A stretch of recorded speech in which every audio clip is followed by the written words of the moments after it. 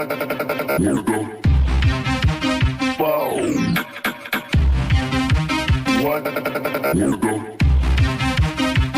the fuck?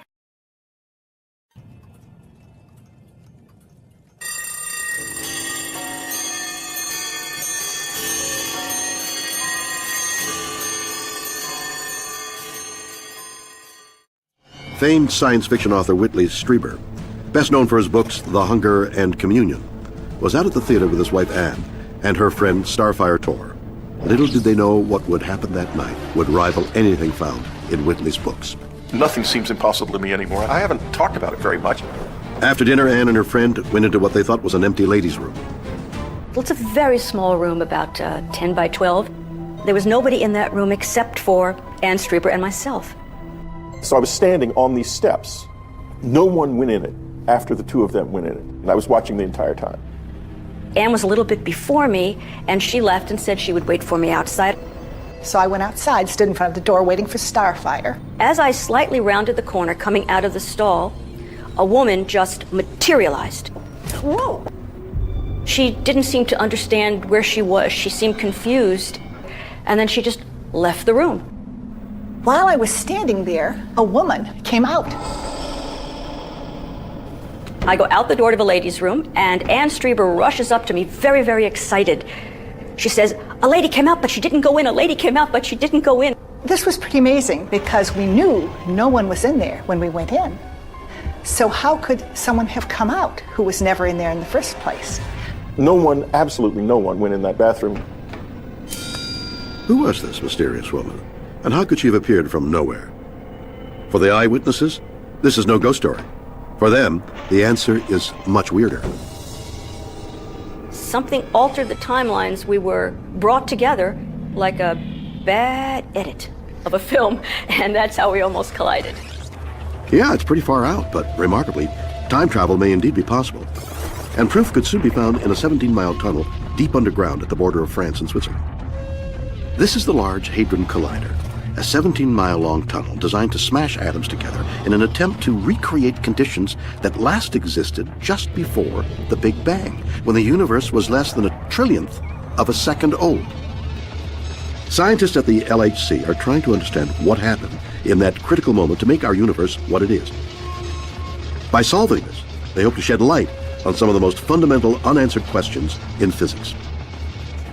With the Large Hadron Collider, perhaps one day we'll be able to answer these cosmic questions. What happened before the Big Bang?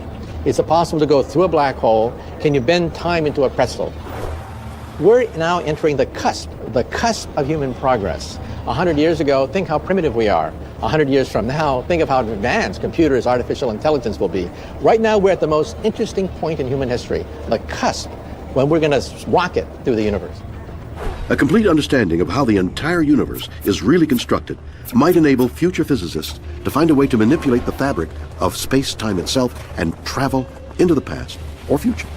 But can we really manipulate time? To find out, we first need to investigate time itself. Isaac Newton imagined time as an arrow, always traveling straight forward in one direction.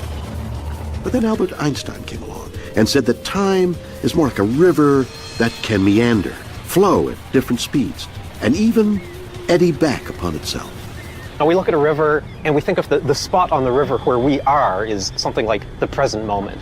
And then upstream from us is the future. This is coming towards us. It's relentless. It's sort of inevitable. In a moment, what was up there is going to be here. And downstream from us, we can think of as the past. So these are events that have already happened. So there you have it. You've got the future, you've got the present moment, you've got the past. Is it possible to go against the flow of time into the future? Or move even further downstream into the past? To do this, a time traveler would need to bend the fabric of space, connecting two distant points to create a theoretical tunnel through space and time known as a wormhole. There are two parallel universes. Perhaps it might be possible to build a gateway between these universes, a wormhole, a shortcut, like the looking glass of Alice. Think of Alice in Wonderland. She had a looking glass and she put her hand through it and her hand went to the other side of forever. That is a wormhole. But could we manipulate the very fabric of time and space? If we have something called negative matter or negative energy, it might be possible to build a gateway to another universe, a gateway to another point in space or time. Now, of course, in science fiction, we have the dilithium crystals of Star Trek.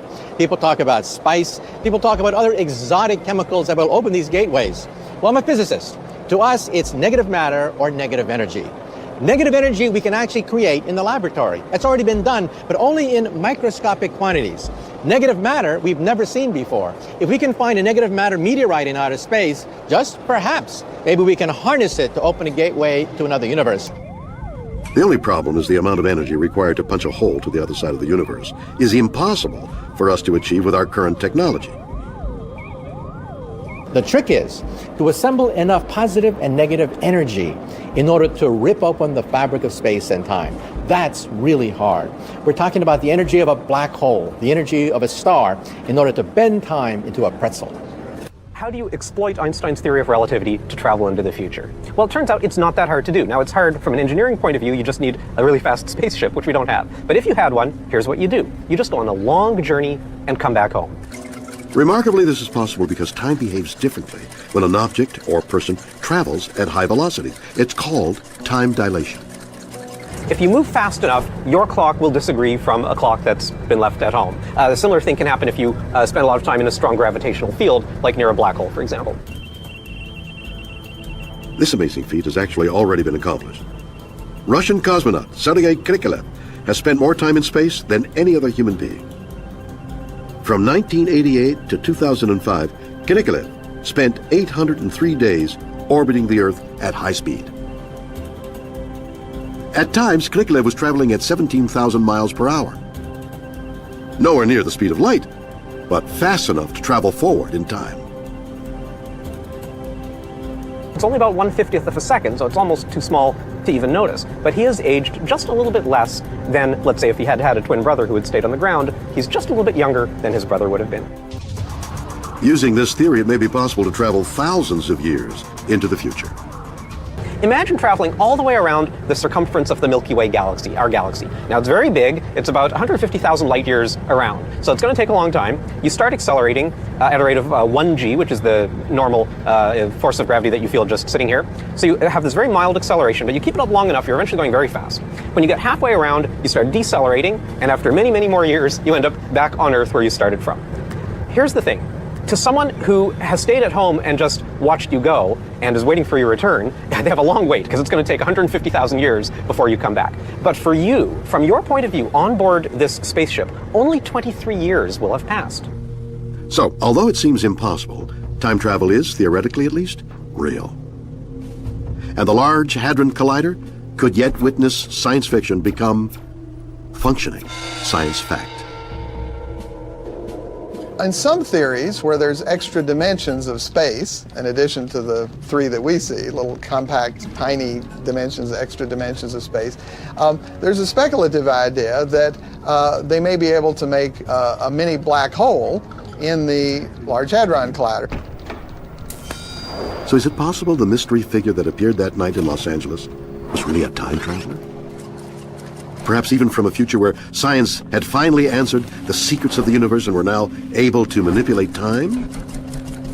Could be. We physicists believe that if time travel is possible, all the paradoxes can be resolved if a parallel reality opens up and there are no contradictions. You simply change the past of another universe. This also means that perhaps in the future, our descendants may have the energy and the ability to create a time machine. So one day, if somebody knocks on your door and claims to be your great-great-great-great-great-great-granddaughter, don't slam the door.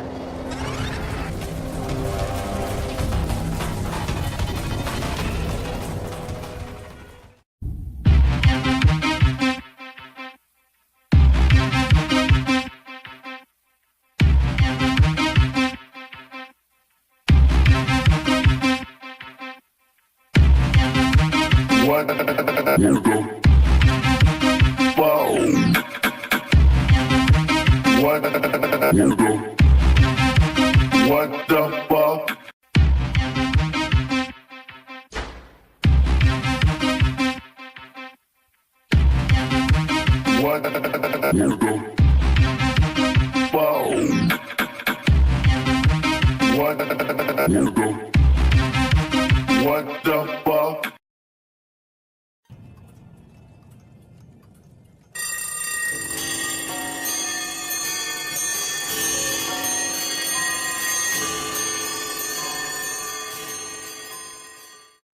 Famed science fiction author Whitley Strieber, best known for his books The Hunger and Communion, was out at the theater with his wife Anne and her friend Starfire Tor. Little did they know what would happen that night would rival anything found in Whitley's books. Nothing seems impossible to me anymore. I haven't talked about it very much. After dinner, Anne and her friend went into what they thought was an empty ladies' room. Well, it's a very small room, about 10 by 12. There was nobody in that room.